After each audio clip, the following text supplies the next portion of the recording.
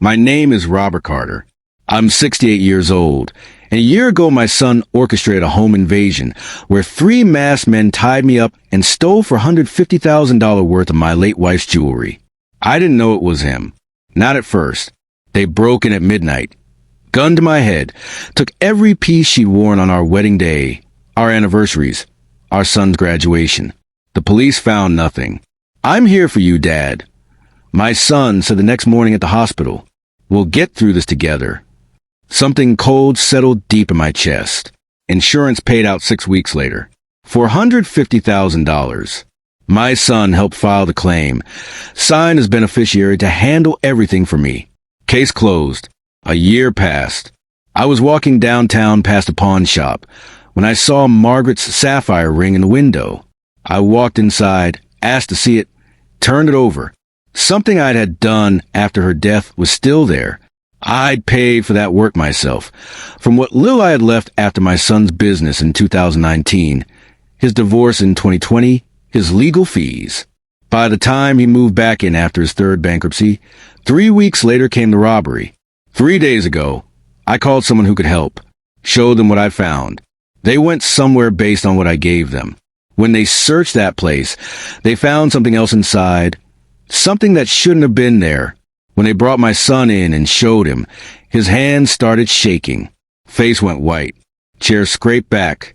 "Stay with me, because you need to know what I'd done to that jewelry, where they went, what they found, and what my son said when he realized I'd known all along." Subscribe and like this story so it reaches people who need to hear it. To understand why that moment in the hospital felt so wrong, you need to know how we got there. You don't arrive at suspecting your own son overnight. It builds, layer by layer, year by year. I met Margaret in 1978. We were both 22, both working at the same insurance company downtown. She was in claims. I was in investigations. We got married 2 years later. Had our son, David, in 1989. Life was good. Normal. The kind of normal you don't appreciate until it's gone. Margaret died 3 years ago.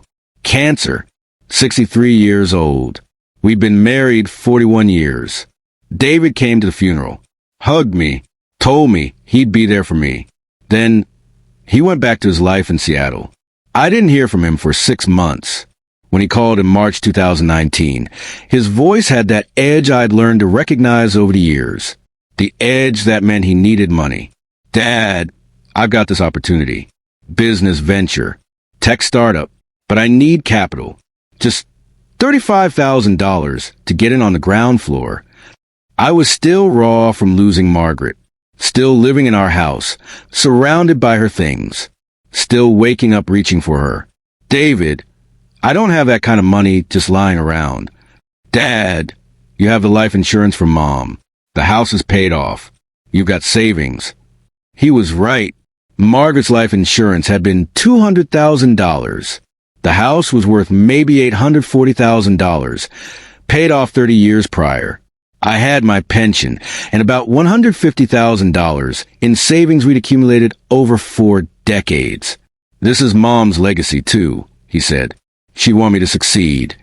I wired him $35,000 in April 2019. He didn't call again until November 2020. The tech startup had failed. He was getting divorced. His wife wanted half of everything, which apparently meant he needed $28,000 for lawyers. I sent it. January 2021. Legal fees from the divorce. Another $22,000. September 2021. He'd started another business. Needed $50,000 to keep it afloat. I was down to $15,000 in savings.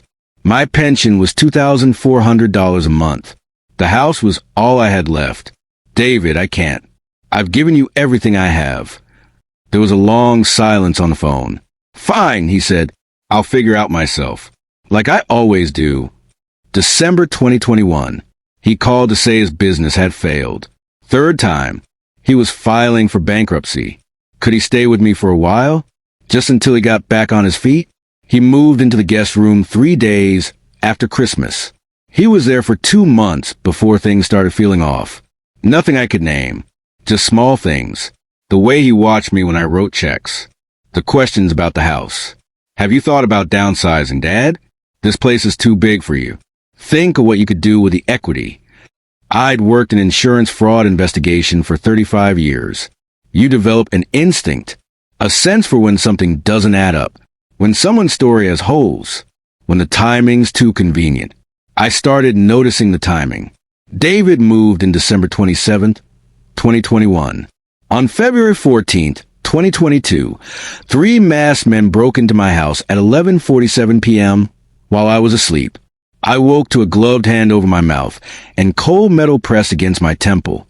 They zip-tied my hands, made me tell them where the jewelry was. I gave them the bedroom safe combination. They took every piece of Margaret's collection. Diamonds, sapphires, the pearl necklace I'd given her on our 20th anniversary, the emerald earrings from our 30th. They were in the house 7 minutes. Efficient, professional. They knew exactly what they wanted. David was allegedly at a bar downtown. He had the receipt, had witnesses. The police verified his alibi within hours. He came to the hospital where paramedics had taken me to check for shock and minor bruising. I'm here for you, Dad. We'll get through this together. He put his hand on my shoulder, squeezed. Something cold settled deep in my chest. He helped me file the insurance claim. I was in no state to deal with paperwork. My hand still shook when I tried to write. He was so helpful, so attentive. He took me to doctor appointments, made sure I ate, stayed with me at night when I couldn't sleep. You should make me beneficiary, he said one evening in March. Just in case. You're not young anymore, Dad. If something happened to you, the insurance company would tie everything up in probate for months. I signed the paperwork, changed the beneficiary from myself to David. The insurance company sent an investigator. Standard procedure for claims over $100,000. I'd been on the other side of those interviews 1,000 times. I knew what to say, how to present. The investigator found nothing suspicious. They cut a check for $450,000 in April 2022. David deposited it into an account with both our names on it. For your protection, he said, in case you need anything. I'll handle the finances for a while. Let you recover. I watched him do it. Watched him sign the deposit slip. Watched him smile. And I thought about Margaret. About what she used to say when I come home frustrated from a case. Angry that someone had gotten away with a scam. Because I couldn't prove it. Trust but verify, she'd say, even with family, especially with family. David stayed for another month. Then in May, he announced he'd found an apartment, got a job, was getting back on his feet, thanked me for everything, hugged me goodbye. I didn't hear from him for 6 months, and I sat in that empty house, alone, wondering if I was losing my mind. If grief and paranoia were making me see conspiracies where there were none, until I went for a walk downtown on a cold afternoon in February 2023, exactly 1 year after the robbery, and passed a pawn shop I'd never noticed before, and saw Margaret's sapphire ring in the window. The morning after the robbery, after the police had left and David had gone back to his apartment, I sat alone in my bedroom and looked at the empty safe, looked at the space where Margaret's jewelry had been for 3 years since her death. I'd been an insurance fraud investigator for 35 years. Retired in 2019. I'd seen every scam, every stage theft, every inside job. The signs were always there if you knew what to look for. The robbers knew exactly where the safe was. Didn't waste time searching. Didn't take the TV, the laptop, the cash in my wallet on the dresser. Just the jewelry. David had been in the house for 6 weeks. He'd seen me open that safe twice. Once to show him Margaret's things. Once to put in some documents. His alibi was too perfect. Bar receipt time-stamped at 11:43 p.m. for minutes before the break-in. Security footage showing him there. Witnesses who remembered him. Too perfect. But I had no proof. No evidence. Just instinct. Just 35 years of knowing what fraud looked like. I thought about that for 3 days. Then I did something I'm not proud of. Something that felt crazy even as I was doing it. I called an old colleague, Frank Chun. We'd worked investigations together for 20 years before he went private. Started his own security company. Frank, I need GPS trackers. Smallest you have. The kind that can be embedded in jewelry. There was a pause. Robert, what are you doing? Something probably insane. Those aren't cheap. I don't care. He sent me 6 of them. Each one the size of a grain of rice. Waterproof. Battery life of 5 years. They could be embedded inside metal, inside stones. Completely invisible unless you knew what to look for. I still had photos of every piece in Margaret's collection. Insurance documentation. Detailed descriptions. Each piece had a unique serial number engraved inside the band or on the clasp. Invisible to the naked eye, but they're under magnification. If those pieces ever surfaced, if someone ever tried to sell them, pawn them, move them, I'd know. The problem was getting the trackers into the jewelry. The jewelry was gone. Stolen. Unless it wasn't. Unless it was exactly where I suspected it was. Waiting. I paid Frank $8,000 for trackers and the work. It took everything I had left in savings. Everything Margaret and I had built over 40 years, now down to $7,000 and a monthly pension of $2,400. I didn't do anything with the trackers. I couldn't. The jewelry was gone, but I kept them in a drawer, waiting, because something Frank had said stuck with me. If you're right, he'd said, they'll have to move eventually. Sell it. Insurance fraud schemes always have a disposal phase. They can't keep it forever. Too much risk. So I waited 6 months, 8 months, a year. I walked downtown once a week. Different routes, different times. Past pawn shops, jewelry stores, estate sales, antique shops. Looking for Margaret's things. It became a routine, a ritual, maybe an obsession. Every Tuesday and Friday afternoon, I'd walk for 2 hours, looking in windows, watching. People probably thought I was a lonely old man with nothing better to do. They weren't wrong. Until Tuesday, February 14th, 2023. Exactly 1 year after the robbery, I was walking past a pawn shop on 5th Street. Morrison's Pawn and Estate Jewelry. I'd passed it a dozen times before. Never seen anything. That day, there was a new display in the window. Estate Jewelry Collection. Recently acquired. And there on a black velvet display was Margaret's sapphire ring. The one I'd given her for our 25th anniversary. White gold band. 3-carat sapphire. 2 small diamonds on each side. I'd know it anywhere. But I stood there for a full minute, not moving, making sure I wasn't imagining it, making sure grief and paranoia weren't making me see things that weren't there. Then I walked inside. The shop was warm. Too warm. Smelled like dust and old paper. A clerk looked up from behind the counter. Young woman, mid-20s, bored expression. Help you? The sapphire ring in the window. Can I see it? She unlocked the display case. Brought it over. Set it on the counter. I picked it up. Turned it over. My hands were shaking. They're on the inside of the band. Exactly where it should be. Invisible to the naked eye. The serial number. C. 2003.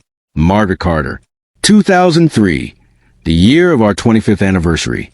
Beautiful piece, the clerk said. Just came in last week.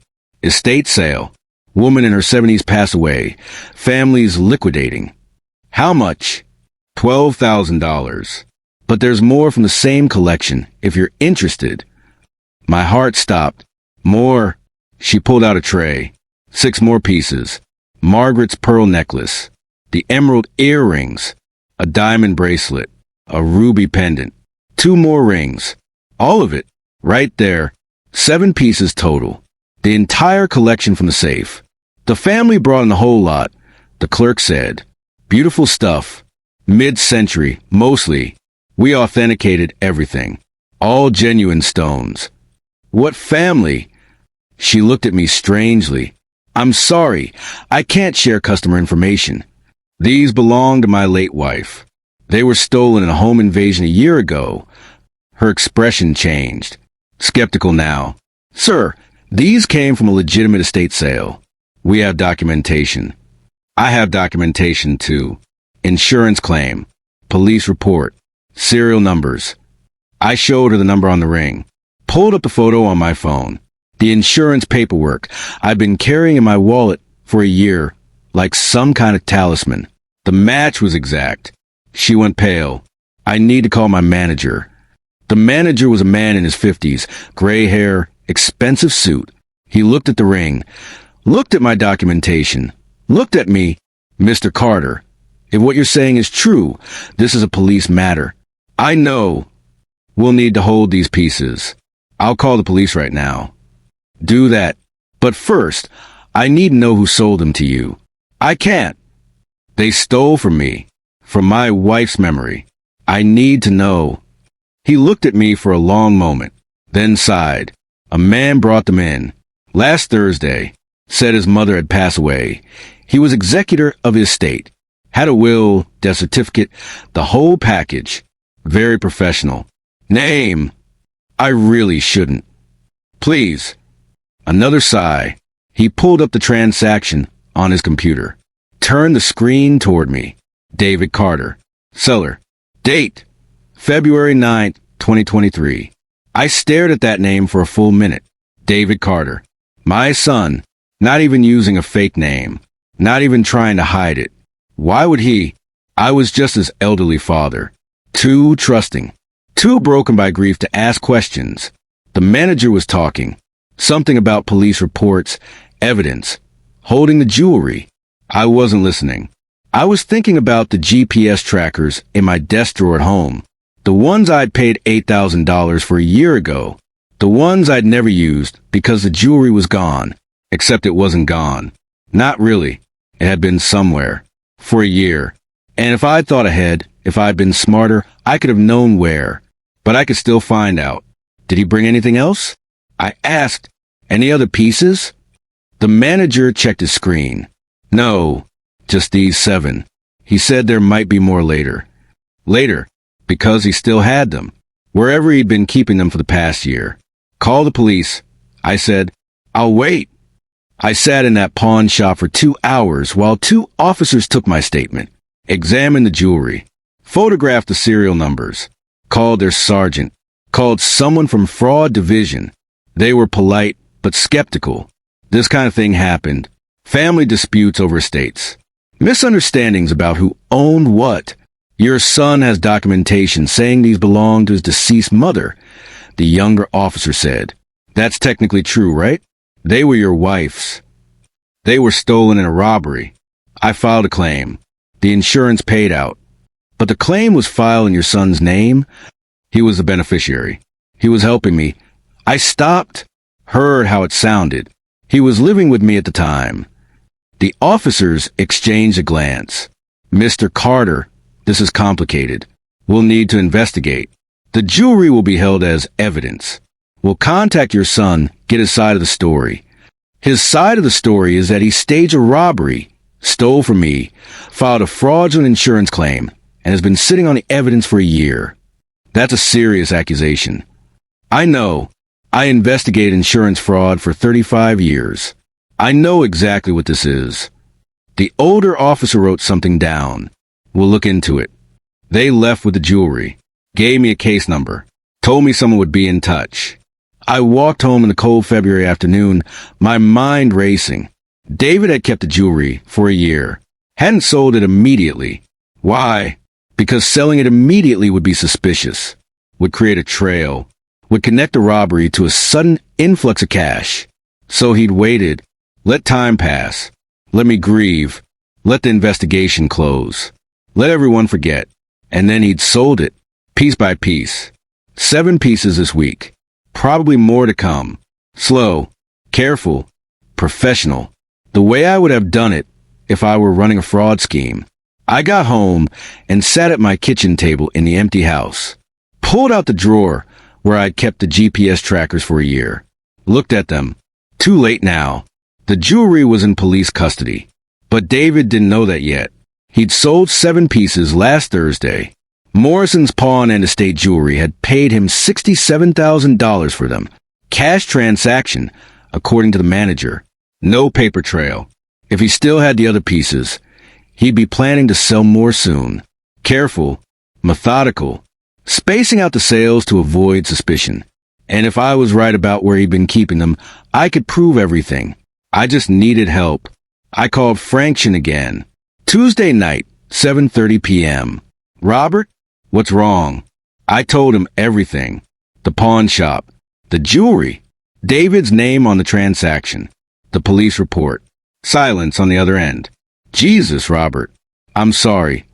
I need your help. Not the trackers. Something else. What? You still have contacts in the police?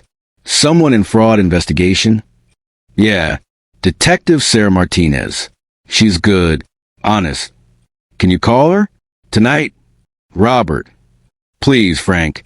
I know how this sounds. I know I sound crazy. But I spent 35 years doing this work. I know what fraud looks like. I know my son. Another silence. I'll call her, Frank said. But, Robert, be prepared for this to go nowhere. Without evidence. I'll get evidence. I hung up, sat in the dark kitchen, thought about David, about the little boy who used to help me fix things around the house, who brought Margaret flowers on Mother's Day, who cried at her funeral. Where had that boy gone? Or had he ever existed at all? Frank called back at 9:15 p.m. Sarah will meet with you. Tomorrow, 10 a.m., downtown station. Bring everything you have. The next morning, I walked into the downtown police station, carrying a banker's box full of documentation, insurance paperwork, police reports from the robbery, bank statements showing David's access to the insurance money, the pawn shop transaction, photos of every piece of jewelry with serial numbers, Margaret's will, David's bankruptcy filings, 5 years of financial records showing every dollar I'd given him. Detective Sarah Martinez was 42, sharp eyes, salt and pepper hair pulled back. She'd been in fraud investigation for 12 years. Frank said she didn't suffer fools. She looked at me across the desk in the interview room and said, Frank says you're one of the good ones. 35 years in fraud investigation. Retired 2019. That's right. He also says your son stole from you. He did. Walk me through it. I did. Every detail. Every transaction. Every moment that hadn't added up. The timing of David moving in. The efficiency of the robbery. The perfect alibi. The insurance claim. The year of silence. The jewelry showing up at Morrison's pawn. She listened without interrupting. Took notes. Asked clarifying questions. When I finished, she sat back in her chair. Mr. Carter, I'm going to be honest with you. This is compelling, but it's circumstantial. The alibi checks out. The insurance claim was legitimate. You signed it. Your son was the beneficiary. The jewelry was your wife's. Technically his inheritance. Stolen inheritance. Allegedly stolen. We have no proof he was involved in the robbery. He sold the jewelry. That's proof. He sold jewelry that belonged to his deceased mother. That's not illegal if he's the heir. He's not. I'm still alive. The jewelry was mine. But you'd already been compensated by insurance. You can't claim the jewelry and the insurance money. I felt something crack inside me. So he gets away with it. I didn't say that. She leaned forward. I said we need evidence. Real evidence. The kind that holds up in court. Like what? Like the rest of the jewelry. If he still has it, if we can prove he's had it since the robbery, that's evidence of fraud. If we can find the people he hired to stage the robbery, that's conspiracy. If we can prove he planned this before moving in with you, that's premeditation. How do I prove any of that? She smiled. It wasn't a kind smile. It was a smile of someone who'd spent 12 years putting criminals away. That's where you come in, Mr. Carter. You were an investigator. You know how this works. We can't investigate based on a hunch. But if you can find evidence, if you can give me something concrete, I can move on it. You're asking me to investigate my own son. I'm asking you to find the truth. Isn't that what you did for 35 years? I sat there in that cold interview room, fluorescent lights humming overhead, and thought about Margaret, about her funeral, about David's hand on my shoulder in the hospital. Trust but verify. What do you need? I asked, find where he's keeping the rest of the jewelry. Find any connection to the men who robbed you. Find any evidence of planning, communication, coordination, financial records, emails, text messages, anything that proves this wasn't just a coincidence. He's my son. I know. If I do this, if I find proof, he goes to prison. Yes. I looked down at my hands. 68 years old. Shaking slightly. When had they started shaking? He'll never forgive me. Mr. Carter, he stole from you. He traumatized you. He exploited your grief. He doesn't deserve your forgiveness. I looked up at her. He's still my son. Then give him a chance to come clean. Confront him. See what he says. But Mr. Carter, I've been doing this for 12 years. People who commit fraud don't confess. They deny. They blame. They manipulate. If your son did this, he's been manipulating you for years. He won't stop because you asked nicely. She was right. I knew she was right. I'd seen it 1,000 times. The adult child who drains an elderly parent accounts. The spouse who stages an accident. The business partner who embezzles slowly, carefully, over years. They never confess. Never admit. Never stop. Not until you force them to. Okay, I said, what's my first move? She pulled out a legal pad. Started writing. Find out where he lives now. He moved out last May, you said? Yes. Got an apartment. A job. What job? I don't know. He didn't say. Find out. Find out everything. Where he works, where he banks, who he associates with. Build a timeline of his activities. Since May. See if any of it connects to robbery. How do I do that without him knowing? You're his father. Call him. Take him to lunch. Be concerned. Be loving. Ask about his life. Old people are allowed to be nosy. She smiled. Use it. And the jewelry? How do I find where he's keeping it? That's harder. He's had a year to hide it. Could be a storage unit.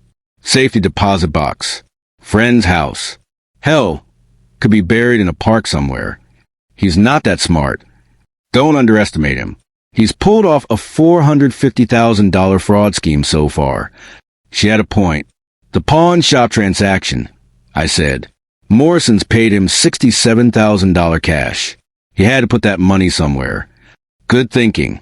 Bank deposits over $10,000 get reported to the IRS. If he deposited it, there's a record. And if he didn't, then he's still sitting on $67,000 in cash, which means he's planning to spend it somewhere. People can't help themselves. They always spend it. I thought about David's history. 3 failed businesses, 2 bankruptcies, a divorce that had cost him everything. He's bad with money. I said, then he'll slip up. They always do. She handed me her card. Call me when you have something. Not before. I can't move on this until you give me evidence. I took the card. Looked at it. Detective Sarah Martinez. Fraud Division. One more thing, she said. This is going to hurt. Investigating family always does. If you're not ready for what you might find, if you're not ready to follow through, even if it means your son goes to prison, don't start. Because once we open this investigation officially, once we have evidence, I can't stop it, even if you want me to. I understand. Do you? Because I've seen this before. Family members who want justice until they get it. Then they want to take it back. They want their son, their daughter, their spouse back. But you can't unring the bell, Mr. Carter. Once the truth is out, it's out. I thought about the empty house, the empty safe, the empty space where Margaret used to be. I want the truth, I said. Whatever it is. She nodded. Then go find it. What would you do? Your son has stolen everything from you. Do you investigate him, knowing it might send him to prison? Or do you let it go, let him win, because he's still your son? If you think investigating was the right choice, hit that like button. Subscribe, because what I discovered next, what I found when I started looking into David's life, that's something you need to hear. I walked out of that police station and stood on the sidewalk in the cold February morning, trying to figure out how to investigate my own son. I'd done this work for 35 years, interviewed suspects, followed paper trails, built cases against people who committed fraud, but I'd never done it to family. Start with what you know. That was the first rule. I knew David had sold 7 pieces of jewelry to Morrison's pawn last Thursday for $67,000 cash. I knew he'd moved out of my house in May 2022. I knew he'd said he had a job and an apartment.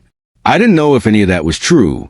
I went home, made coffee, sat at my kitchen table with a legal pad, and started writing down everything I knew about David's life since the robbery. It wasn't much. He'd called me 3 times in 10 months. Once in June to say he'd move, he was fine. He'd call soon. Once in September, a 30-second conversation. Hey, Dad, just checking in. Busy with work? Talk later. Once in December, Merry Christmas, Dad. Sorry I can't make it home. Work's crazy. Each call had lasted less than 5 minutes. Each one had felt rushed. Performative. Like checking a box on a list of things he was supposed to do. I tried calling him back. Left messages. Texted. Got short responses. Sorry, busy. We'll call soon. Everything's fine. I told myself he was busy. Rebuilding his life. Starting over after the bankruptcy. I convinced myself it was normal for a 40-something son to be distant from his widowed father. Now I looked at those 3 phone calls differently. He'd been avoiding me, minimizing contact, keeping me at arm's length while he waited for the right time to sell the jewelry. I pulled out my phone, opened the last text conversation with David. December 25th, 2022. Merry Christmas, Dad. Sorry I can't make it home. I'd responded, miss you. Hope you're well. He'd send back a thumbs-up emoji. That was 2 months ago. I typed a new message. Hi, David. Been thinking about you. Would love to catch up. Lunch sometime this week. I hit send before I could second-guess myself. 3 hours later, he responded, Hey, Dad. Things are really busy right now. Maybe next month. Next month. When he'd have sold more of the jewelry. When he'd have more cash. When he'd be ready to disappear for good. I tried again. It's important. I need to talk to you about something. 30 minutes. Everything okay? Yes. Just miss you. Please. An hour. Okay. Friday. 12:30. That Italian place downtown you like. Rossini's. We'd gone there for my birthday 3 years running. Before Margaret died. Before everything fell apart. Thank you. See you then. I set the phone down. Stared at it. Friday was 3 days away. 3 days to prepare. To figure out what I was going to say. How I was going to get information without him suspecting. Trust but verify. I spent the next 2 days doing research. I started with the basics. Property records. Public databases. Employment records. Everything I could access without raising red flags. David Carter. Last known address. My house. No current address on file. No property ownership. No vehicle registration since 2021. His car had been repossessed during the bankruptcy. Employment, none listed. No tax records since 2021. No business licenses. No LLC filings. He'd told me he had a job, an apartment, a life. Where was the evidence? I called Frankson again. Wednesday evening. Robert, how's it going? I need another favor. Name it. Can you do a background check? Financial records, employment, anything you can find? On your son. Yes. Silence. Robert, are you sure you want to do this? I'm sure. This kind of thing, once you know, you can't unknow it. I know. Okay, I'll have something for you by Friday morning. Friday morning, my phone buzzed at 8 a.m. Email from Frank. Subject line. David Carter background report. I sat at my kitchen table with coffee and opened the attachment. David Allen Carter. Dilby, August 15, 1989. Age, 35. Employment status. Unemployed since March 2021. No W. 2 income reported for 2021, 2022, or 2023. Residence. No current address on file. No lease agreements. No utility bills in his name. Financial. Bank account at Pacific Northwest Bank. Current balance. $127.34. No transactions over $500 since May 2022. Credit. Score 487. Multiple charge-offs. 3 collections accounts totaling $47,000. No recent credit applications. Vehicle. 2015 Honda Civic. Repossessed November 2021. No current vehicle registration. Criminal. No arrests. No warrants. Clean record. I read through it twice. Then a third time. No job. No apartment. No money. No car. He'd been lying. For 10 months. Where was he living? How was he surviving? And where the hell was the $67,000 from the pawn shop? The bank account showed a balance of $127. That meant he hadn't deposited the cash. He was sitting on it, hiding it, probably with the rest of the jewelry. I called Frank. You see it, he asked. Yeah. Robert, I'm sorry. Where is he? He's not on any lease, not paying utilities. Where the hell is he living? I don't know. But Robert, people who live off the grid like this, they're usually in trouble. Drugs, crime, hiding from someone. This isn't normal. Or he's hiding stolen jewelry and $450,000 in insurance money. That too. I looked at the clock. 9:47 a.m. Lunch with David was in less than 3 hours. Frank, I need one more thing. What? Does Sarah Martinez have access to storage unit records? Like if someone rented a unit in the past year, can she find it? With a warrant? Yeah, but she'd need probable cause. The jewelry. If he's keeping it somewhere, it might be a storage unit. That's not enough for a warrant. You need more. I thought about the lunch. About seeing David face to face for the first time in 10 months. I'll get more, I said. I arrived at Rossini's at 12:25. Sat at a booth in the back. Ordered water. Waited. David walked in at 12:43. 13 minutes late. He looked different. Thinner. Harder around the edges. His hair was longer, uncombed. Jeans and a wrinkled t-shirt. He used to dress well. Polos and khakis. Business casual even on weekends. This wasn't the son I remembered. He slid into the booth across from me. Didn't smile. Hey, Dad. David, thank you for coming. What's this about? No small talk. No, how are you? Straight to business. I missed you. Wanted to catch up. He looked at me like he was trying to figure out if I was lying. Things have been busy. I can imagine. How's work? Fine. What are you doing these days? Contract work. Tech stuff. Remote. That's good. Steady income. Enough. Every answer was short. Clipped. Defensive. The waiter came. David ordered without looking at the menu. Burger. Fries. Water. I ordered the same. And the apartment? I asked when the waiter left. You like it? It's fine. Where is it? You never gave me the address. He shifted in his seat. North side. Near the university. You should have me over sometime. It's small. Not really set up for visitors. Still, I'd like to see where you're living. His jaw tightened. Maybe, when I get settled. It's been 10 months.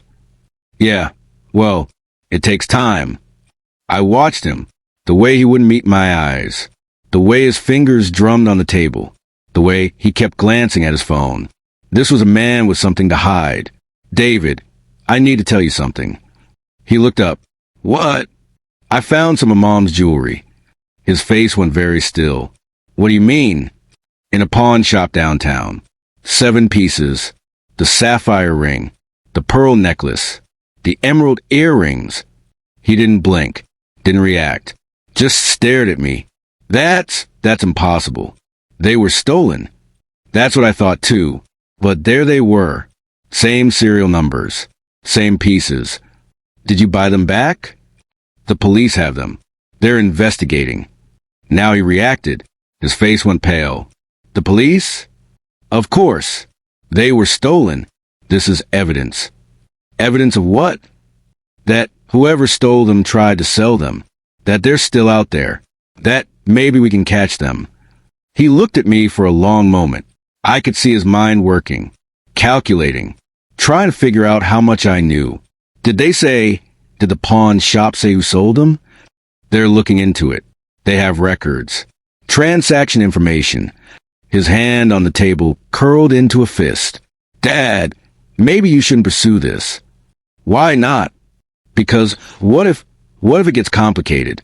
What if there are legal issues with the insurance claim? We already got paid out. If the jewelry surfaces, they might want the money back.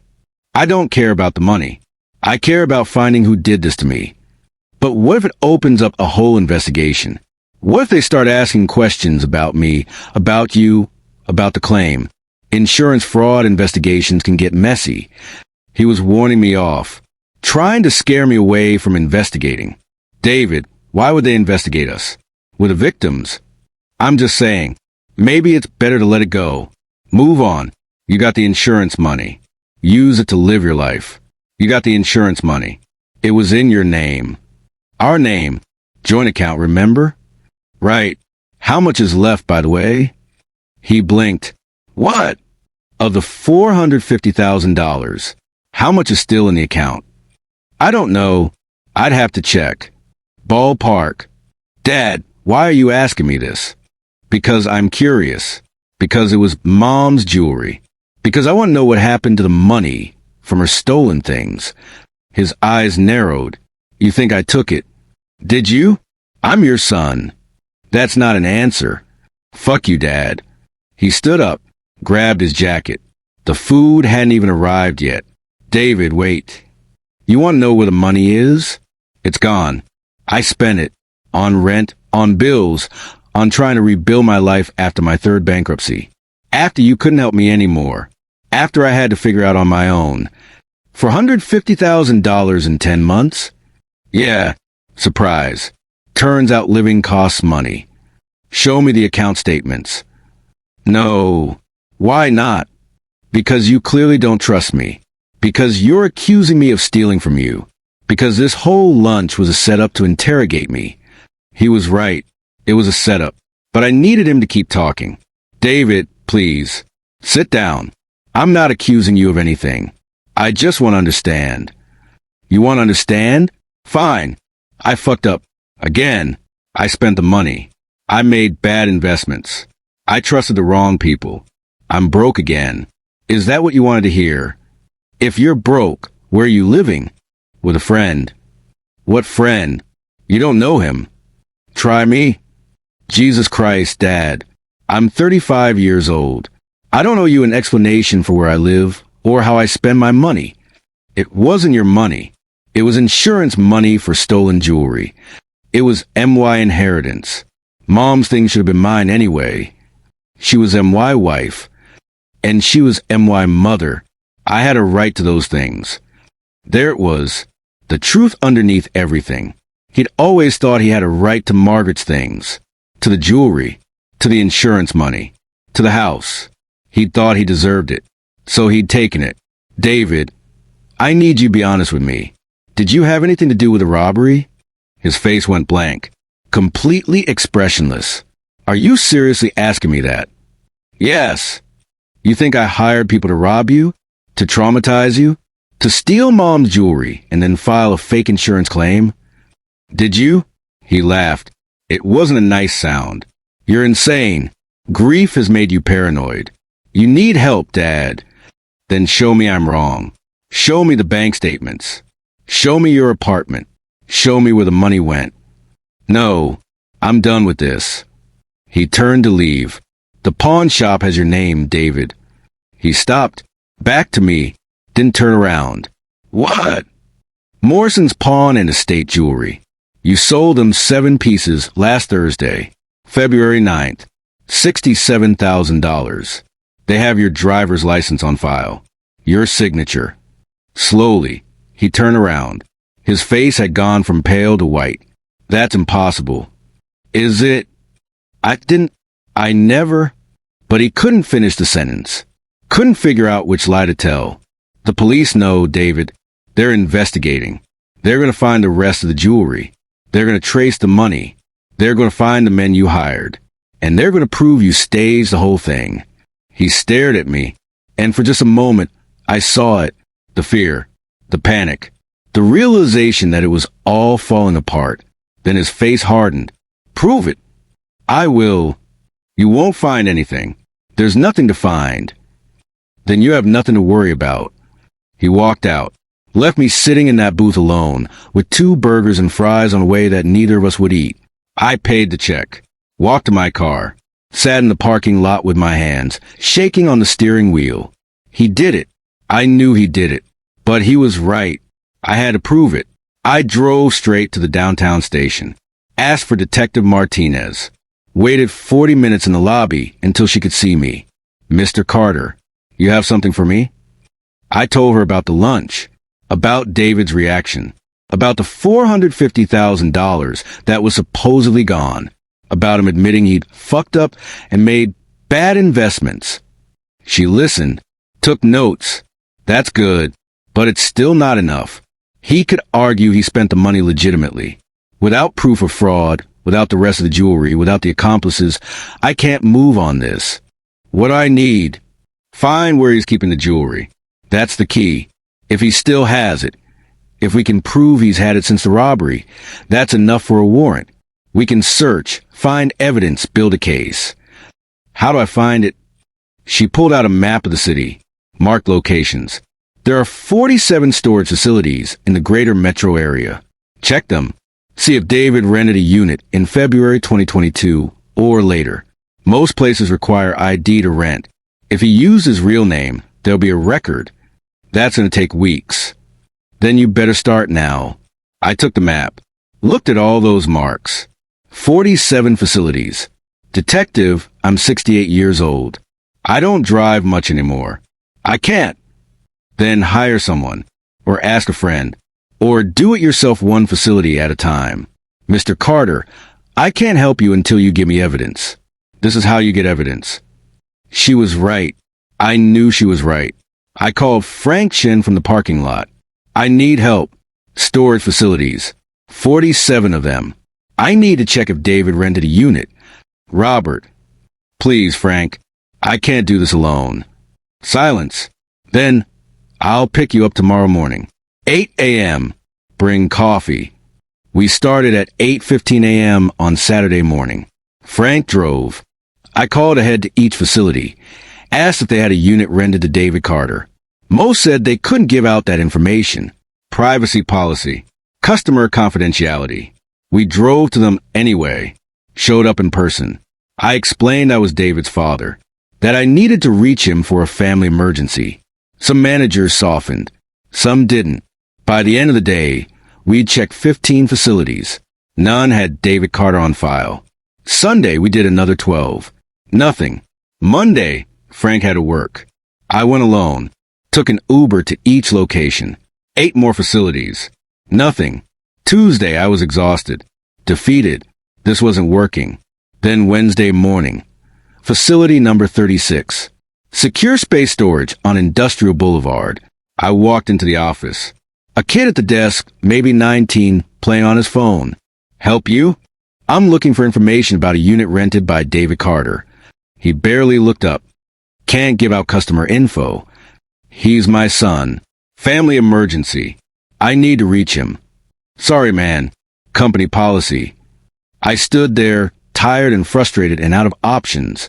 Then I saw it. On the wall behind him. A corkboard with rental agreements. New tenants. Photos and names. And there, 3rd row down, David Carter. Unit 247. Rental date. February 20th, 2022. 6 days after the robbery. My heart stopped. Actually, I said, never mind. I'll try calling him again. Thanks. I walked out before the kid could respond. Stood in the parking lot, shaking. Unit 247. Secure space storage. David had rented it 6 days after the robbery. I called Detective Martinez. I found it. I told her everything. The storage facility. The unit number. The rental date. That's enough, she said. I'll get a warrant. We'll search it tomorrow. Tomorrow? Judge needs to sign off. These things take time. But Mr. Carter? Don't go there yourself. Don't tip him off. Don't do anything. Let us handle it.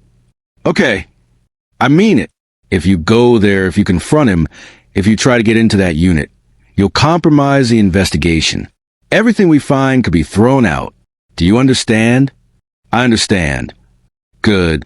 I'll call you after we execute the warrant. She hung up. I stood in that parking lot for a long time, looking at the rows of orange storage units. Unit 247 was somewhere in there, with the rest of Margaret's jewelry, with the proof. Tomorrow, the police would search it. Tomorrow, I'd know for sure. I drove home, tried to sleep, couldn't. Lay awake all night thinking about David, about what they'd find. At 6 a.m. Thursday morning, my phone rang. Mr. Carter, it's Detective Martinez. We executed the warrant an hour ago. You need to come downtown. Now! What did you find? Everything. I was at the station by 7 a.m. Martinez met me at the door, led me to an interview room. On the table, Margaret's jewelry.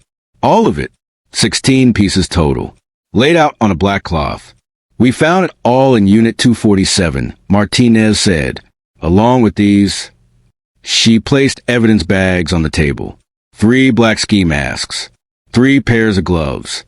A burner phone with text coordinating the robbery. A handwritten plan detailing my schedule, the location of the safe, the alarm code. All in David's handwriting. There's more, she said. She opened a folder. Bank records showing cash deposits from the insurance payout. $450,000 broken into smaller amounts. Deposited over 10 months into multiple accounts. None in David's name. All in the names of friends, associates, people he'd paid to hold money for him. We've been tracking the funds since yesterday. We've frozen all the accounts. We've identified the 3 men he hired to stage the robbery. One of them is cooperating. He's willing to testify that David paid him $15,000 to break in, tie you up, and steal the jewelry. I stared at all of it. The evidence, the proof, the truth laid out in front of me. Mr. Carter, we're arresting your son this morning. He'll be charged with insurance fraud, conspiracy to commit fraud, filing a false report, and theft. If convicted, he's looking at 8 to 12 years. 8 to 12 years. My son, in prison, for 8 to 12 years. Are you okay? Martinez asked. I didn't know how to answer that. Do you need a moment? No, I'm fine. We'll need you to make a formal statement. Identify the jewelry. Confirm these are the pieces that were stolen. They are... And this... She pointed to the handwritten plan. Is this your son's handwriting? I looked at it. The loops and the Y's. The slant of the letters. The way he crosses T's. I'd seen that handwriting on birthday cards. On school assignments. On the note he'd left on the kitchen counter the day he moved out. Thanks for everything, Dad. Love you. Yes, I said. That's his handwriting. We're arresting him at 9 a.m. at his girlfriend's apartment in Northside. We've been surveilling him since yesterday. He's been staying there since May, using her address to hide from creditors. Girlfriend. He'd told me he was staying with a friend. Even that was a lie. Would you like to be there? When we arrest him, would I like to watch my son get arrested? Watch him be put in handcuffs? Watch his life end? No, I said, I don't need to be there. Understood. We'll process him downtown. He'll be arraigned this afternoon. Bail will probably be set at $100,000. Can he make that? No, he's broke. Then he'll be held until trial. How long? Could be 6 months. Could be a year. Depends on his lawyer, on the court schedule. 6 months to a year. In jail. Before the trial even started. Mr. Carter, I know this is hard, but you did the right thing. Your son committed a serious crime. He exploited you, traumatized you, stole from you. He deserves to face consequences. Did he? Did my son deserve to spend the next decade in prison? Yes, he did, because he'd chosen this. Every step of the way, he'd chosen to stage the robbery, chosen to file the fraudulent claim, chosen to hide the jewelry for a year, chosen to sell it piece by piece. He'd chosen to steal from his father, and I'd chosen to stop him.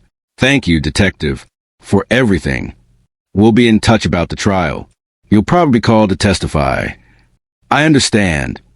I walked out of that station at 8:47 a.m., 13 minutes before they'd arrest David.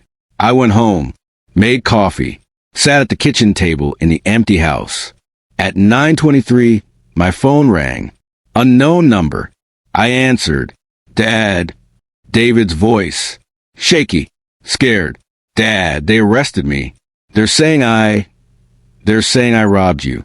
That I stole from you. Dad, I didn't. I swear, this is a mistake. You have to tell them. You have to explain. I didn't say anything. Dad? Are you there? I'm here. You have to help me. Call a lawyer. Post bail. Tell them this is wrong. Tell them I'd never. David, stop. What? They found everything. The jewelry. The masks. The plan. All of it. Silence on the other end. They found the men you hired. One of them is testifying against you. Dad, you did this. You planned it. You executed it. You stole from me. I didn't. Stop lying to me. My voice cracked. I hadn't meant to yell. Hadn't meant to break. But I did. Stop lying. For once in your life, just tell me the truth. Did you do it? Long silence. Then, so, quietly I almost inhear it. Yes. The word hung in the air between us. Why? I needed the money. So you traumatized me? You tied me up? You held a gun to my head. I told them not to hurt you. I made sure you were okay. You made sure? David, you hired men to break into my house in the middle of the night. You staged a robbery. You made me relive it every night for a year. Do you know how many nightmares I've had? How many times I've woken up in a cold sweat thinking they're back? I'm sorry. No, you're not. You're sorry you got caught. Dad, please. I'll pay it all back. I'll make it right. Just help me. Please. I can't help you. You're my father. And you're my son.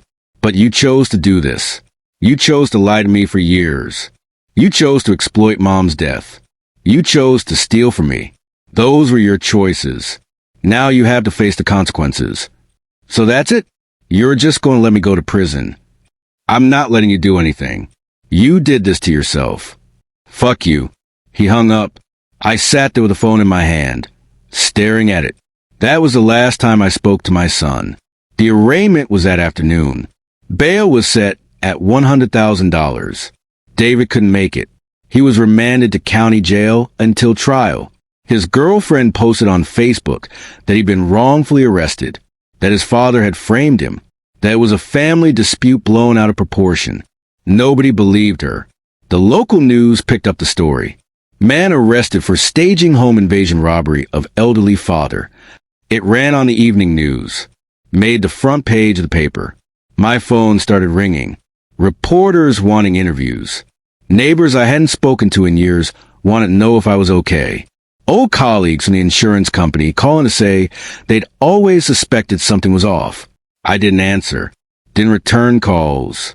Just sat in the empty house with Margaret's jewelry in a box on the kitchen table, waiting to be returned to me once the trial was over. The trial took 8 months to start. David was held the entire time. No bail. His court-appointed lawyer tried to get the charges reduced. Tried to argue entrapment. Tried to claim I'd set him up. The judge denied every motion. When the trial finally began in October 2023, I testified for 3 hours. Told them everything.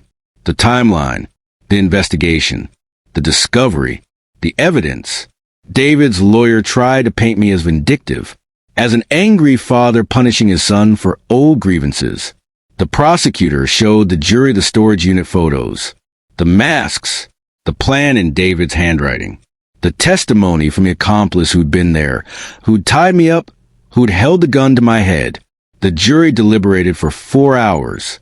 Guilty on all counts. David was sentenced to 8 years in state prison. Eligible for parole after 5. He'll be 43 when he gets out. If he serves a full sentence, he'll be 48. I'll be 76. Maybe dead. I don't know if I'll ever see him again. 3 months have passed since the sentencing. It's January 2024 now. The jury is back. The insurance company wanted their money returned, but because of the criminal conviction, they agreed to let me keep it. Restitution, they called it. I had the pieces cleaned, polished, put back in the safe in my bedroom. I don't wear any of it. Can't bring myself to. Every time I look at it, I think about David, about what he did to get it. But I keep it anyway, because it was Margaret's, because she loved these pieces, because they're all I have left of her. I think about her sometimes, about what she'd say if she knew what David had done, if she'd be proud of me for pursuing justice, or angry that I'd sent our son to prison. I think she'd understand. She always said to trust, but verify. She always said character reveals itself in crisis. David's character revealed itself. Mine did too. People ask me if I regret it, if I wish I'd let it go, let him get away with it, preserve the relationship even if it meant accepting his crime. The answer is no, because he didn't just steal jewelry. He didn't just commit insurance fraud. He stole my sense of safety in my own home. He exploited my grief over losing Margaret. He looked me in the eye and lied for a year. That's not family. That's not love. That's betrayal. And betrayal has consequences. I'm 76 now. I live in the same house, same neighborhood, same life, except quieter, lonelier, no son calling, no grandchildren I'll never meet. The community knows what happened. Some people cross the street to avoid me for a while, unsure what to say. Others stop by with casseroles and sympathy. Margaret's sister called from Arizona. We'd barely spoken since the funeral. She'd always been distant, always disapproved of how we raised David. Now she calls every Sunday, checks on me, tells me I did the right thing. Maybe I did, maybe I didn't. All I know is that my son staged a robbery, traumatized me, and stole from me. And when I found out, I didn't protect him. I held him accountable. Some people say that makes me a hero. Others say it makes me heartless. I think it just makes me someone who wanted the truth, whatever the cost. And the cost was my son. So let me ask you, did I do the right thing? Should I have looked the other way, forgiven him, let him keep the money? Or did he deserve exactly what he got? Drop your answer in the comments below. If you think justice was served, hit that like button. Subscribe for more real stories about family, betrayal, and the hard choices we make when the people we love hurt us the most. Because here's what I've learned. Trust, but verify. Even with family. Especially with family. Margaret was right about that. Character reveals itself when no one important is watching. And when it does, you have to decide what matters more, the relationship or the truth. I chose the truth. And I'd do it again.